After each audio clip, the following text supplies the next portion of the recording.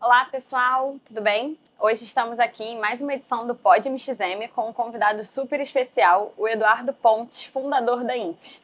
Mas é claro que eu vou deixar ele se apresentar e contar um pouquinho da história dele para vocês. Seja bem-vindo, Eduardo. Obrigado, Luiz. Prazer estar aqui também no podcast de vocês. Já tenho acompanhado, muito legal a iniciativa e tentar ajudar aqui com algumas dicas, algumas coisas que eu possa contribuir.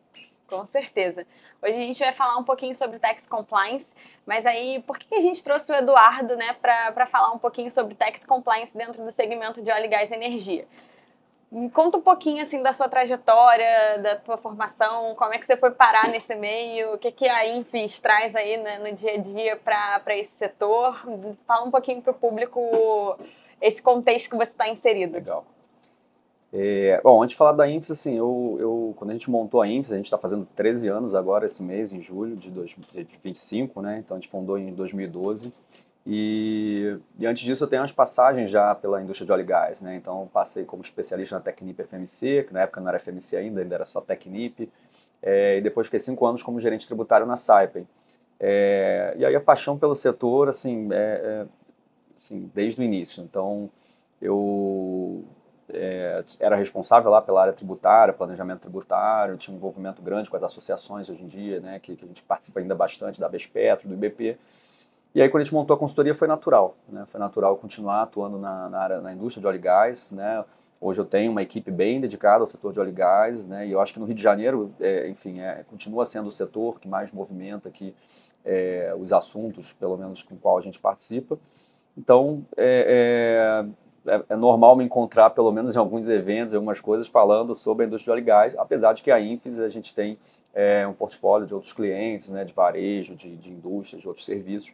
Mas, assim, falando de Eduardo Pontes, assim, realmente eu me conecto muito com a indústria de óleo e gás e os temas tributários que são bem específicos, né? Uma indústria que traz bastante assunto particular e coisas que a gente vem vendo aí amadurecendo com o tempo. Não, e esse momento que a gente está vivendo hoje, né, com a reforma tributária batendo na porta, acaba dando até um friozinho na barriga. É bom que a gente olha e a gente fala assim, pô, vamos ter trabalho aí para alguns anos, mas é um cenário que vai mexer com todo o Brasil. E já está mexendo, né? A gente já tá vivendo isso. E como que é essa sua visão, né, sobre essas normas tributárias, sobre esse momento que a gente está agora? O que você acha que isso impacta, né, ali na atuação dos departamentos ali que enfim, tem dentro do setor de petróleo, gás e energia que precisam estar preocupados com isso? Você já falou até uma coisa que eu gosto sempre de diferenciar bastante, né, que é petróleo, gás e energia, né? Às vezes a gente, claro que quando a gente vai falar setorial, né, esses termos vêm juntos. A vida inteira a gente falou oil and gas, petróleo e gás, como sendo uma coisa bem comum. E eu tenho dito assim, desde que começou pelo menos uma abertura do setor de gás natural, né, e é um setor que está muito pujante, tem crescido bastante, eu percebi que na verdade eu sempre fui um especialista em tributação do petróleo, né? E isso é muito diferente. Então, assim, hoje a gente está falando da tributação também do gás natural, e a gente começa a falar de tributação de novas energias e energias renováveis. Para quem está na área tributária, faz muita diferença, né? As regras, a legislação, a regulamentação que influencia também os regimes tributários, a forma de se falar sobre a apuração de tributos, especialmente tributos indiretos, né? Quando a gente fala de ICMS, PIS/COFINS e tudo mais. Então é bem diferente. Então, assim, eu continuo sempre aprendendo muito, né? E aprendendo muito sobre o setor de gás natural, a gente vem se especializando. E agora também sobre as novas energias, sobre outras fontes de energia, falando muito de transição energética. Então, assim, quando a gente vai falar de tributação e do petróleo, gás, energia, realmente a gente pode falar, claro, de uma forma abrangente, genérica, mas, assim, tem muitas peculiaridades, né? Então, acho que a pessoa que está convivendo dentro daquele ambiente corporativo, daquela indústria, naquele setor, ela vai entender daquela caixinha do que se aplica e, obviamente, tem a parte comum. Em relação à reforma tributária em si, né, também cada uma está olhando para as suas peculiaridades. E, realmente, novamente, o petróleo tem questões muito específicas, gás natural sendo tratado, se aproximando mais de um conceito de combustível, né, até do que necessariamente do óleo, né, que é visto como produto final. Então, assim, a gente vê essas diferenças. E o departamento fiscal, né, dessas empresas tendo que se adaptar, né, nessa nova realidade, enfim, e aí não é só reforma, né, a gente vê realmente um setor que tem mudanças consideráveis de tempo em tempo em questões regulatórias que influenciam questões tributárias e a própria legislação tributária que a gente, enfim, aí é uma questão Brasil mesmo, sofre mudanças de uma forma até um pouco recorrente, né, mas eu gosto de fazer essa diferenciação assim, a gente tem um ambiente tributário aí bem complexo, mas também bem distinto. Sim. A gente está vendo um movimento muito grande, né, das empresas de óleo e gás, né, como um todo, pensando assim na transição mesmo, tanto na transição energética, mas pensando também nessas energias renováveis. Enfim, a gente vê que tem algumas empresas que estão abrindo, né, acabam abrindo dois braços, e aí, obviamente, por questões administrativas ali, fiscais e contábeis, elas acabam segmentando, né, a empresa, sim. Mas o grupo está olhando para esse cenário.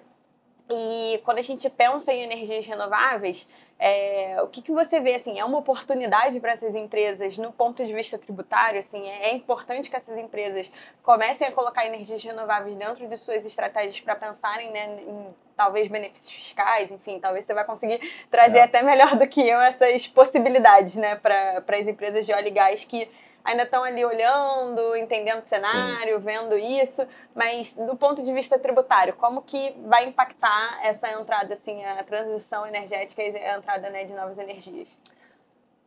Assim, ainda é um exercício um pouco de futurologia, né? Assim, a gente tá realmente num movimento decrescente, né? Num movimento que sempre a gente depende muito do setor regulatório, né? Para desenvolver tanto a área de energia, tanto a área de gás natural e a transição energética como um todo, assim, o tributário ele anda em paralelo e tem suas questões.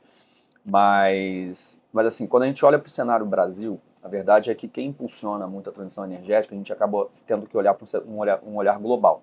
Né? Então, se a gente olha para as grandes empresas, a gente olha aqui a Equinor, a gente olha a Shell, a gente olha a própria Petrobras também, mas enfim, as majors, de fato, assim, o que está acontecendo é o posicionamento delas para conseguir ter os investimentos, né, ter as possibilidades de transição. Então, como você falou, está certíssima, né?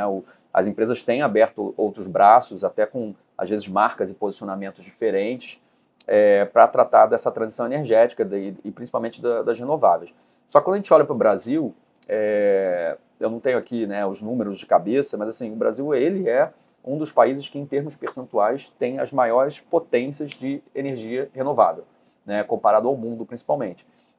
E uma produção de petróleo e gás assim, com baixíssima pegada de carbono, assim, uma atividade mesmo de exploração e produção de petróleo e gás com uma certa sustentabilidade muito melhor do que a média global. Né? Então, assim, a gente já tem todas essas fontes de energia, né? Seja eólica, solar, hidrelétrica, né? Então a gente tem todas as fontes que os outros países, na grande maioria, não têm. E o petróleo continua sendo a principal, né, do mundo. Então, assim, essa transição era uma transição que a gente enxerga sempre como positivo, obviamente, né? Enfim, o petróleo é um recurso esgotável, mas a gente olha para o Brasil, e isso eu vejo muito em eventos, assim, com as pessoas especialistas do setor, né, olhando até para o viés macroeconômico do assunto da transição, olhando isso assim, com certo cuidado. A gente tem muitas oportunidades ainda de petróleo, a gente está discutindo a margem equatorial, né? Sei que eu estou fugindo um pouquinho do tema tributário, mas assim, é o contexto.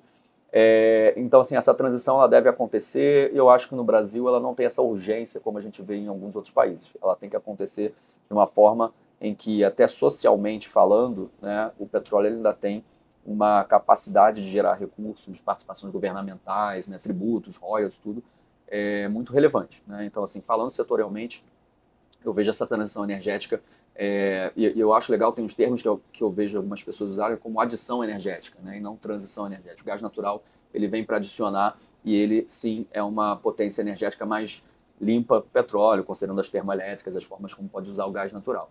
As demais energias, da mesma forma, mais sustentável, mais limpas, também fazendo uma participação cada vez mais relevante no setor. E aí, trazendo a questão tributária, que aí você perguntou, né, Luiz, a questão da tributação, acho que ainda faltam políticas tributárias no Brasil. Então, assim, a gente começou com algumas políticas até de redução de alíquotas ou isenções, por exemplo, para os principais equipamentos de geração de energia solar. já houve mudanças, né, nessas políticas, aumentando novamente a tributação sobre, principalmente, a importação desses equipamentos, né, que não são fabricados aqui no Brasil. Faltam políticas ainda voltadas para o próprio incentivo à sustentabilidade do próprio petróleo e gás, né, como acontece com outras energias, para que você tenha, eventualmente, uma bonificação sobre a produção com menor pegada de carbono. Né? Você tem um exemplo da CBio, enfim, que é um incentivo também à produção de energia renovável, mas ainda é pouca, a política ainda é pouca. Então, assim, eu acho que, se falando de tributo, a gente deveria criar mais incentivos, mais coisas para que realmente gere esse apego, assim, do investidor, de falar, bom, todo investimento tem risco, né? E na energia renovável também tem, a gente depende de vários outros fatores. Então, pelo menos o tributo não deveria ser, pelo menos, um atraso, né? Deveria ser uma coisa mais de incentivo. E isso eu acho que ainda falta, políticas tributárias mais dedicadas a alguns setores de desenvolvimento das energias renováveis. Legal, legal. A gente está vivendo esse cenário, né, da reforma tributária.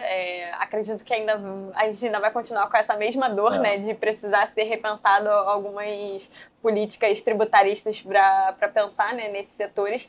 Mas o do que a gente já está vendo, assim, né, do caminho da reforma tributária, qual o impacto, assim, que vai ter na parte de energia, na parte de óleo e gás, né, dentro desses setores?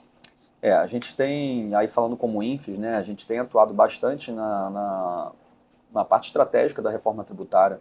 Né, a gente, enfim, só para dar aqui um contexto, né, também um pouco sobre a reforma tributária, para quem não está também tão acompanhando tanto, né, a gente está aí começamos agora o projeto piloto da reforma tributária com 50 empresas, a MXM está entre as 50 primeiras empresas, então, assim, parabéns, né, eu acho que é um trabalho desafiador, está, né, na vanguarda desse processo.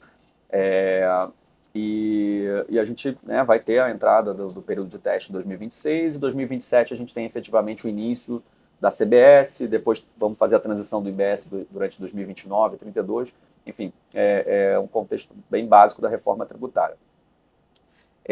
Então a gente tem atuado muito com os nossos clientes do setor de energia, né, especialmente petróleo e gás, para fazer esses estudos, acompanhamentos, o que as empresas já podem estar fazendo em relação à implementação. Então, assim, eu costumo separar em dois pontos muito importantes da reforma tributária. O primeiro é que a gente vai passar, como você falou na fala inicial, a gente vai passar por um problema, uma fase muito dolorosa, né? E acho que, como toda grande mudança, em qualquer cenário, né, de vida, a mudança ela traz consigo algumas dores. Então, assim, esse período de transição, de implementação, e aí não é só para as empresas de energia, né? A gente vai estar falando do Brasil inteiro implementando o sistema, parametrizando o sistema. Eu acho que a gente tem alguns gargalos já mapeados, né, sobre até essa mão de obra, né, de desenvolvimento das soluções. Mas, assim, quando a gente vai olhar para o setor de petróleo e gás e os testes que a gente tem feito, assim, especialmente na atividade final, que é de exploração e produção, a gente vê a reforma sempre com muito otimismo. Tá? Então, assim, a minha perspectiva é de otimismo. Passada essa fase de implementação, que realmente vai trazer bastante dificuldade, eventualmente aumento de departamento fiscal, do headcount, né, de pessoas, eu acho que chegando em 2033, que é ali a etapa de implementação final da reforma tributária, a gente tem bastante benefícios sobre isso, né? Benefícios de otimização da legislação, benefícios de você ter a tributação no destino de uma forma mais clara, benefícios de você ter um IVA, né, mesmo que seja o IBS e CBS sejam dois, mas que você tem uma legislação, toda uma normativa única, né, de fato gerador, de incidência, de recuperação de créditos. Então, assim, o setor de óleo e gás, falando só da tributação sobre consumo, né, que é o atual ICMS, IPI, PIS, COFINS e ISS, eles têm uma parte litigiosa muito grande. Né? A gente tem bastante contencioso tributário em óleo e gás, e aí sobre vários aspectos. Né? A gente já discutiu ICMS produto intermediário, já discutimos conceitos de insumo para PIS, COFINS, várias questões sobre isso. Enfim, tem bastante coisa já discutida. E agora com o IBS e CBS a gente imagina pelo menos um pouco menos de contencioso no que se diz respeito, pelo menos, à incidência. Acho que vão ter outras discussões jurídicas de constitucionalidade, outras questões de legalidade, mas eu acho que para a área fiscal, olhando para o operador do tributo, que está ali na ponta, fazendo fechamento, arrecadação, obrigação acessória, a gente vê como uma melhoria muito grande e em alguns mapeamentos que a gente fez até de redução de carga mesmo. Né? Olhando para o setor indústria, a gente tem ali uma possibilidade de redução de carga desses tributos, né? Olhando para o IBS e CBS. E aí tem a questão do imposto seletivo, que aí, né, eu acho que ainda um ponto a ser discutido sobre a natureza do imposto seletivo e a aplicação dele sobre o petróleo e o gás, né, que não faz, na minha opinião, sentido nenhum tributar uma coisa que, inclusive, atrapalha a concorrência da commodity, né, porque, no final das contas, é uma coisa, questão de preço global, e você taxar isso, especialmente quando você tem a exportação do óleo. Mas aí é um assunto à parte que a indústria tem tratado já também junto ao governo. Mas eu acho que é isso, eu acho que a gente tem uma perspectiva otimista da reforma tributária. Muito, muito bom isso. E algo que vai acabar impactando muito o cenário, né, compliance ali, fiscal das empresas, né? E aí a gente hoje sabe que para esses dois setores dentro de cada um, né, dos ecossistemas, né, administrativos, não tem mais como a gente viver eles sem ter uma solução tecnológica, sem ter algo ali que dê esse suporte, né, operacional para a empresa. E aí a MXM, enfim, isso é o dia a dia da MXM, né? A gente tem o foco de realmente a gente trazer essa facilidade, né, de gestão de compliance fiscal para essas empresas, principalmente das empresas de setor de óleo e gás. E aí, quando a gente olha para esse desafio de implementar essas soluções tecnológicas, você trouxe um ponto que é muito relevante, que a MXM está na vanguarda disso, né? A gente está entrando aí nos projetos pilotos da reforma tributária para enfim, ver, tá próximo, né, do que vai acontecer aí nos próximos anos e fazer os testes, enfim, que são necessários. Mas quais são esses desafios, assim, dessas implementações tecnológicas que as empresas estão passando hoje? Que você, dentro da tua visão, né, de consultoria, que você enxerga para o cenário e fala assim, pô, isso aqui está com um gargalo por conta da questão tecnológica que essa empresa tem, né? Você consegue trazer, assim, um pouquinho dessa dor real que acontece no setor? Cara, a gente circula por muita empresa de petróleo e gás no dia a dia, né? E aí um dos principais serviços que a gente faz hoje pela Infos no setor é muito trabalho de revisão fiscal, né, de acompanhamento de pontos de risco, de oportunidades e tudo mais. O que eu vejo, assim, eu acho que o setor de petróleo, e aí de novo separando aqui, né, não só, aí uma outra separação, né, não só a questão das fontes de energia, né, as diferenciações, mas a cadeia de petróleo como um todo, abrindo aqui, né, esse leque, ela é uma das cadeias mais extensas que a gente tem de qualquer indústria. Né? Você olha para o setor de petróleo e gás, a gente começou falando aqui sobre as majors, né? Hoje em dia as operadoras independentes, mas você vai olhar para baixo, você tem uma indústria de valor de cadeia, né, gigante, né, de serviço, de indústria. Então, se a gente olhar para esse ponto da reforma tributária, falando de setor, de indústria, é muita coisa. Né? Então, assim, a grande maioria dos players, né, e aí players da atividade de perfuração, da atividade de FPSO, da atividade de instalação offshore, enfim, são empresas multinacionais. Né? Então, esse já é um ponto assim, que a gente diferencia muitas vezes de olhar para a reforma tributária para outros setores. A indústria de petróleo e gás, ela é uma indústria multinacional. E as empresas que estão no Brasil, muitas vezes, aquelas que não têm, por exemplo, uma solução local, elas estão presas a uma solução que é da matriz lá de fora. Né? Então, são os RPs globais que estão lá fora e que tem muita customização, que tem muitos processos de aprovação para você mexer dentro de um sistema desses. Né? Então, assim, é natural, muito antes da reforma, não falando de reforma, mas hoje, o cenário que eu vejo nas empresas é que eles têm muitas dificuldades de implementar boas soluções fiscais, porque eles estão amarrados a um TI global, estão amarrados a um RP que não permite determinadas melhorias que são de localização necessária para apuração, para obrigação acessória. Então, assim, eu não vejo como a reforma tributária, por exemplo, vai ajudar essas empresas, porque elas continuam muito presas a perfis de sistema que são lá de fora. E lá fora eles não têm o nível de tecnologia que o Brasil já chegou em relação à tributação. Assim, a gente está anos-luz na frente, talvez por necessidade que a gente tenha gerado internamente, né? Não necessariamente é um ponto positivo, porque a gente chegou nesse nível de tecnologia por um perfil de fiscalização muito agressivo, né? Um fisco, e aí tanto serve o estadual quanto o federal, um fisco que quer olhar ali na lupa, na unha, cada nota fiscal que você emite, cada crédito que você toma. Então, assim, a gente tem uma obrigação acessória aqui muito complexa, uma apuração muito complexa. A gente chegou nesse nível que a gente hoje diz que, nossa, como o Brasil ele é avançado tecnologicamente, né? Como se fosse uma coisa boa. É boa, mas... Vem com uma bagagem. Vem com uma bagagem, né? Talvez o motivo dela seja tão avançada não tenha sido o melhor.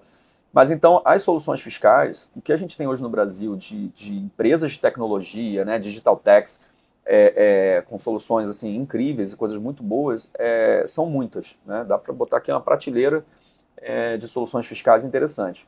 E eu vejo, por exemplo, se você vai olhar para o setor de varejo, eles aplicam isso largamente, muitas soluções fiscais em indústrias comuns e eu vejo isso muito no varejo.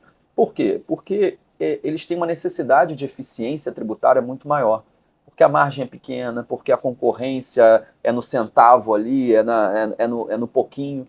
Então, essas empresas já enxergam a área tributária como uma dor e oportunidade ao mesmo tempo há muito tempo. Então, assim, eu vejo a tecnologia funcionar melhor em outros setores. A indústria de petróleo, e tem aquela fala, né? O melhor negócio do mundo é uma empresa de petróleo. O segundo melhor é uma empresa de petróleo mal organizada, mal gerenciada. Porque dá muito dinheiro. Sim. Né? E aí, posso estar falando da cadeia como um todo, não é só das operadoras. Então, assim, qual é o benefício deles em implementar realmente mais soluções, investir nisso, se a pessoa lá de fora não tem esse mindset, né? Se quem olha para o negócio no Brasil não entende.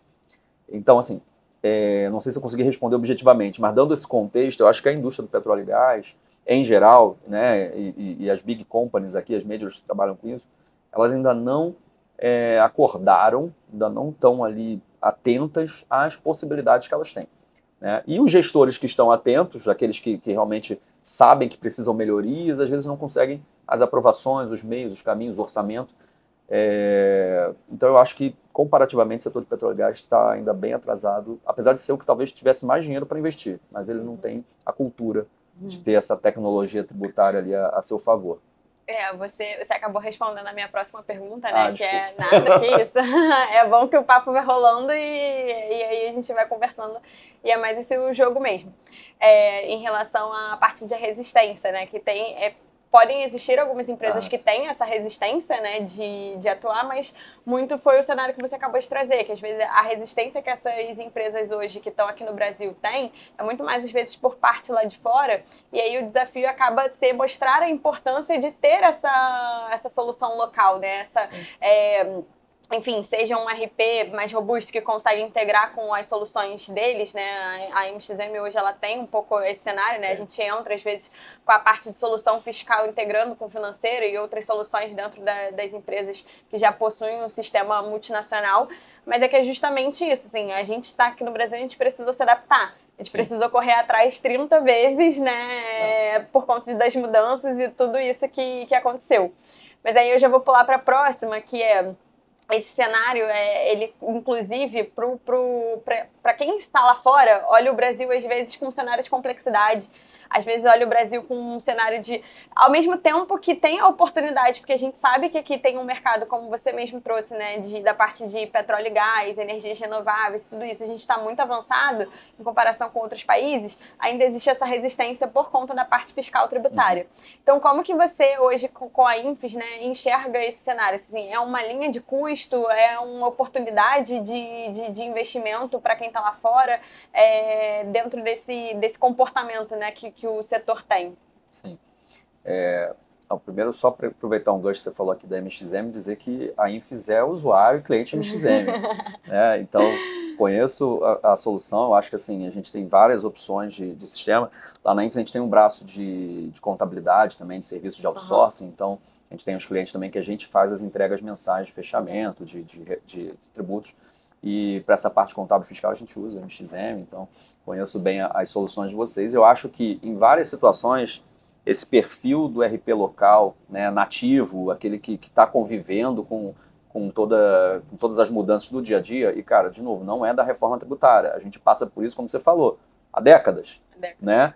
as empresas que usam diversas outras soluções de fora, né, que estão aqui e aí precisam da localização de um outro prestador de serviço com outras soluções, com outras amarrações, elas sofrem, continuam sofrendo muito com isso. É muito difícil, né? E não é tão fácil se achar esse prestador de serviço também local parceiro, né?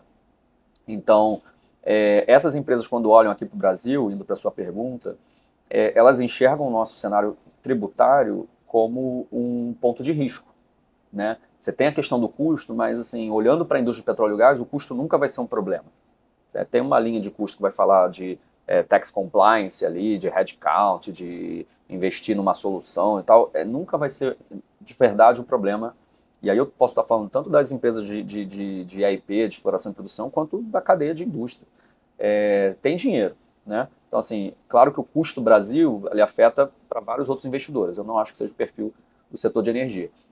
Então, aonde que isso esbarra é realmente na questão do investimento. É onde eles vão olhar, agora passando por uma reforma, a gente ainda tem algumas dúvidas, né, algumas questões, a gente está sempre sendo colocado à prova de quais são as intenções do governo em determinadas políticas, né, como foi o caso do imposto seletivo, como eu falei. Isso gera incertezas, gera insegurança jurídica, né? Então, a gente tem vários exemplos recentes, não precisa ir muito atrás, de mudanças de legislação que faz com que o cara que está lá fora, o investidor, que vai... Né, a gente pode pegar o exemplo aqui de um dos maiores projetos que está em andamento, que é o do projeto Raia, da Equinor. São 9 bilhões de dólares. Né? Convertendo isso aí para o real de hoje em dia é um absurdo. Então, assim, eles tomam decisão com base em vários parâmetros. E o tributário hoje em dia está no meio. Está ali, porque a gente não tem ainda uma política tributária que gera essa segurança jurídica. Ela vai mudando conforme o orçamento do governo, as necessidades de outras políticas e de mexer aqui e ali. Isso a gente tem visto no jornal todo dia, né? Então, quando a gente está falando, a gente teve agora a questão do IOF, né? Pega de surpresa um monte de gente. Então, quando a gente está falando de tributário no Brasil, a gente está falando sempre que quase toda vez que a gente fala com um estrangeiro, com um investidor, né? Enfim, com uma multinacional que quer reporte aqui do Brasil, tem sempre uma pergunta de tributário. Incrível, né? O cara podia estar perguntando sobre várias coisas macroeconômicas, várias coisas relevantes do setor, tem sempre uma pergunta de tributário. E aí, por quê? Porque é uma preocupação. Então hoje a gente está mudando uma política de tributação, por exemplo, do gás natural, para uma monofasia de combustível, uma incerteza, como é que vai ser essa tributação, como é que vai ser calculada essa alíquota. Então, assim, como é que você vai fazer um investimento hoje, né? E tudo que a gente pensa em petróleo e gás é a longo prazo. Você não tem um contratinho que é de um ano. Tudo... Ou você está mirando 20 anos, quando você está falando realmente de um campo, de uma exploração, de um desenvolvimento, você está mirando em 20 anos, você precisa de mais ainda segurança jurídica, ou você está falando de uma fabricação, de uma coisa, você também está falando de 3, 4 anos num ciclo de produção pesado. Então, assim, a segurança jurídica, tributária, ainda é um ponto de... uma questão ainda importante. Mas, assim, acho que tem tantas oportunidades no Brasil que ainda assim funciona, né? No outro dia eu estava num evento e eu falei essa frase, assim, o Brasil cresce e se desenvolve apesar de tudo, né? A gente tem muitos poréns, muitas outras dificuldades, mas assim, continua sendo um país que enfim, desperta interesse em muitas áreas, muitos setores, e petróleo e gás mais ainda. Né? Sim. E pensando nesse cenário, quais seriam essas melhores práticas, né, para a gente conseguir... não para a gente, assim, a MXM está no lado bom, né, desse cenário, mas pensando nessas empresas, os desafios que elas enfrentam, né, diariamente com a parte tributária, enfim, as empresas que estão saindo lá de fora, vindo para o Brasil, quais seriam as melhores práticas que elas poderiam implementar dentro da operação, né, dentro desse viés, para conseguir sair na frente mesmo, né? Contratar a Infis e a MXM. Resumido, ótimo. Essa resposta vai para o corte. Então, assim, você quer entender o setor tributário, o cenário, contrata a Infis, contrata a MXM e a gente vai fazer dar certo. Eu acho que... Cara, eu acho que é isso. Tem que ter consultoria. Isso, assim, é padrão no Brasil. As empresas têm pelo menos 2 ou 3 consultorias, ou o escritório de advocacia que vai dar um legal opinion. Você tem toda hora uma quantidade de horas gastas, né, em entender a legislação, em se preparar para tudo isso. E aí você tem realmente esses ramos, né, das soluções fiscais, das consultorias, dos escritórios de advocacia. Isso já é recorrente, já virou realmente normal, principalmente na indústria de petróleo e gás. Então, assim, hoje, cara, a gente está agora numa fase muito disruptiva, né? Até difícil aconselhar alguma coisa nesse sentido, porque, cara, hoje é olhar para a reforma tributária. Nenhuma empresa hoje, é como eu falei, o ciclo de produção de petróleo e gás é sempre longo. Nenhuma empresa hoje está mais preocupada com piscofins e ICMS. Na indústria de petróleo e gás não está. Eles já estão preocupados com o IBS e CBS. Né? Então, por quê? Qualquer olhar que ele está fazendo hoje de investimento, qualquer olhar que ele está fazendo hoje de plano de negócio, ele já está olhando para o momento que já vai ser o IBS e CBS, que é daqui a 5, 10 anos. Sim. Porque todo investimento de petróleo e gás ele acaba sendo de longo ciclo. Então, assim, esquece, a gente já não piscofins, ICMS, para a indústria de petróleo e gás, já é problema do operador do tributo lá do dia a dia que está fazendo obrigação acessória. A gente olhar para a visão investidor, a gente olhar para a visão negócio, agora já é reforma. E aí, sendo reforma, a gente ainda tem muita regulamentação para vir, a gente parou na Lei Complementar 214, né, ainda não tem a regulamentação normativa disso. Tem muitas lacunas, a gente não sabe nem a alíquota, né? Então, agora para eles é isso, é momento de ficar fazendo cenários, testes, se for desse jeito, como é que seria, se for do outro jeito, como é que vai ser.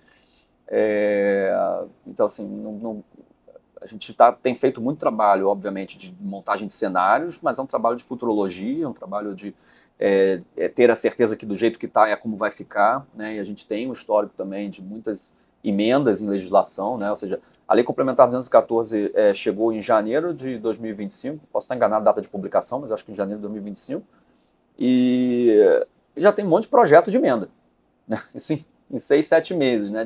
Já porque tem, não, eu preciso aqui melhorar o setor de serviço, eu preciso melhorar aqui o setor portuário, eu preciso melhorar aqui o setor, enfim, hotelaria, turismo, todo mundo tem um pleito, né? Então vamos ver como é que isso vai chegar lá na frente. Tudo isso gera essas incertezas. Então, assim, como que se pode se preparar melhor para isso? Realmente tendo um corpo estratégico tributário, né? Assim, a área tributária para essas grandes empresas, ela não pode ser vista dentro do negócio como uma área de fechamento e de pagamento de tributos, né? Isso é fato, mas isso eu acho que já é uma realidade nas grandes empresas.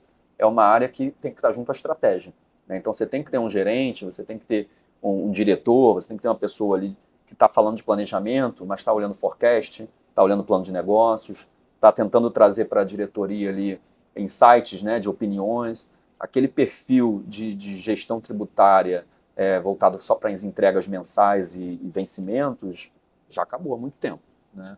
Então, eu acho que é isso. Eu acho que se a empresa ainda não tem essa estrutura interna estratégica, ela deveria ter. Esse talvez seja o ponto principal. Legal. A gente está caminhando aqui para o final. Você já trouxe assim, praticamente a resposta da última pergunta. Então, eu queria pedir para você mandar uma mensagem mesmo para essas empresas hoje que estão visando, né, esse mercado brasileiro da parte de petróleo, gás e energia. O que eles podem fazer, o que eles precisam assim, olhar com carinho. A gente trouxe uma série de pontos aqui nesse episódio, mas o que é o principal foco? O que tem que ser a prioridade máxima deles no momento que eles estão atualmente, né? Bom, falando de setor, né, e não só de tributação, eu acho que todo mundo tem que olhar bastante o setor de gás natural. Acho que é um setor que mais vai crescer nos próximos anos em relação a investimentos, em relação a abertura de mercado, né? A gente tem um marco regulatório muito recente, de 2021-22, então assim, ainda tem muita questão regulatória tributária a ser desenvolvida, mas, de novo, apesar de tudo, o setor avança e a gente tem grandes discussões como sendo talvez uma das fontes principais dessa transição energética. Então, assim, eu acho que o profissional de tributário, de tax, assim, tá atento a esse setor, quem gosta já do setor, pesquisar um pouco mais, conhecer, porque vão surgir oportunidades também, falando até de carreira, né, de vagas, né, de novas empresas, toda hora estão abrindo novas empresas, novos braços sobre esse setor. Então, isso já seria, assim, uma dica final, né, um setor que tem me brilhado muito os olhos. Falando de reforma tributária, não tem como não falar, já não vai ter o final já, né? Então, falando de reforma tributária, realmente, quem não está se planejando ainda, né, é o momento de envolver principalmente os outros departamentos. A gente tem tratado a reforma tributária realmente como algo multidisciplinar dentro da empresa. Então, toda vez que a gente faz um workshop, faz um treinamento, vai falar de reforma tributária, tem que trazer a liderança de supply chain, tem que trazer a liderança do comercial, principalmente a de TI, né, que vai estar envolvida ali nas discussões sobre sistema, e saber que isso não é uma demanda ou uma responsabilidade da área tributária. Nenhum gestor tributário, por melhor que seja, vai carregar esse piano sozinho. Então, é uma questão de negócio, é uma questão da empresa, e acho que ainda não estão atentas a isso, né, de já ter alguns planos de ação, já ter alguns cronogramas de ação, já estão atrasadas, então tem que olhar isso com muito cuidado. Acho que de mensagem era essa. Tinha alguma outra pergunta? Não era isso? Não, né? é o foco. E assim, uma mensagem otimista, né? Que eu acho que a gente vai ter um caminho longo aí da implementação da reforma, mas que eu acho que a gente tem um modelo que eu acho ok. Assim, no início eu era meio desconfiado, principalmente só na parte onde a gente estava tratando da emenda constitucional, 132, né? Então, assim, uma coisa ainda um pouco mais vaga. Eu acho que a Lei Complementar 214, com alguns acertos e alguns erros, mas eu tenho uma visão bem positiva. De resto é isso, é contar com as soluções fiscais, né? Com os RPs, com as coisas que estão aí, porque vai ser o motor da mudança, né? Enquanto não tiver tudo organizado, a Receita Federal, a SERPRO, o Comitê Gestor, que ainda é uma coisa que está um pouquinho atrasada ainda, uma incógnita, a gente fica muito na especulação, no mundo da especulação, mas eu acho que 2026 a gente está caminhando para ter um pouco mais de respostas aí. Bom, pessoal, é isso. Eu queria agradecer sua vinda, Eduardo. Acho que esse episódio, com certeza, vai ser consumido por muitas pessoas. Não só pelo assunto, mas pelos desafios, né, que o segmento está passando e por todo esse cenário, né, tributário que a gente está vivendo agora. Como você falou, isso não é uma coisa de antes, nem é o agora, porque é o reflexo que vai ter aí na indústria daqui a 5, 10, 15, 20 anos, por aí vai. Mas para você de casa, queria agradecer também. Lembrar sempre que a gente solta os episódios, né, do Pod MXM sempre às quartas-feiras, 8 horas da noite. E não deixem de assinar, fazer sua inscrição e acompanhar a MXM nas redes sociais. Obrigada. Obrigado.